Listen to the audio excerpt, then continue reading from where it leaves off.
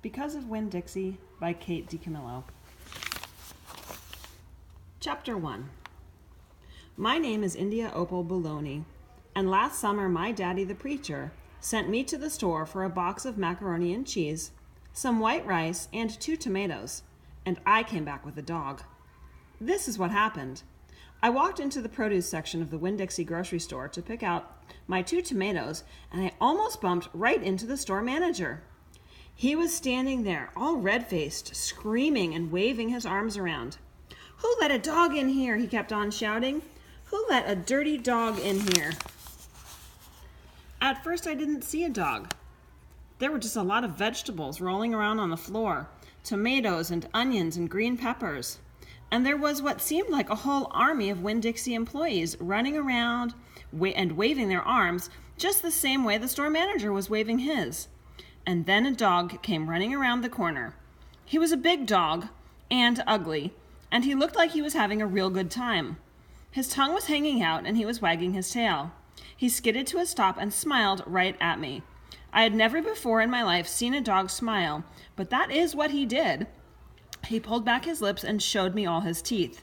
Then he wagged his tail so hard that he knocked some oranges off a display, and they went rolling everywhere, mixing in with the tomatoes and onions and green peppers.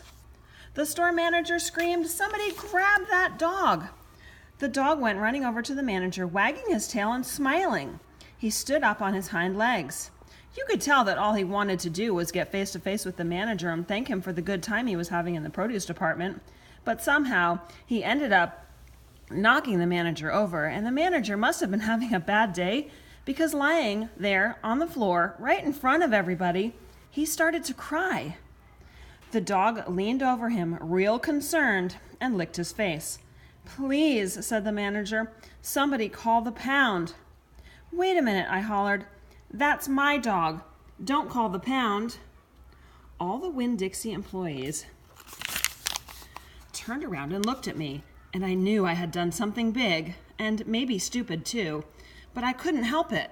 I couldn't let that dog go to the pound. "Here, boy," I said. The dog stopped licking the manager's face and put his ears up in the air and looked at me, like he was trying to remember where he knew me from. "Here, boy," I said again, and then I figured that the dog was probably just like everybody else in the world, that he would want to get called by a name, only I didn't know what his name was. So I just said the first thing that came into my head. I said, "Here, Winn-Dixie," and that dog came trotting over to me just like he had been doing it his whole life. The manager sat up and gave me a hard stare, like maybe I was making fun of him. "It's his name," I said, "honest." The manager said, "Don't you know not to bring a dog into a grocery store?" "Yes, sir, I told him. He got in by mistake. I'm sorry, it won't happen again." "Come on, Winn-Dixie," I said to the dog. I started walking and he followed along behind me, and I went out of the produce department and down the cereal aisle and past all the cashiers and out the door. Once we were safe outside, I checked him over real careful, and he didn't look that good.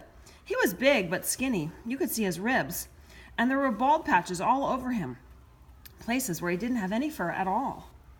Mostly, he looked like a big old brown carpet that had been left out in the rain. "You're a mess," I told him. "I bet you don't belong to anybody." He smiled at me. He did that thing again where he pulled back his lips and showed me his teeth. He smiled so big that it made him sneeze. It was like he was saying, "I know I'm a mess, isn't it funny?"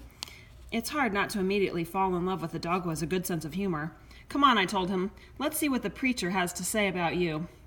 And the two of us, me and Winn-Dixie, started walking home.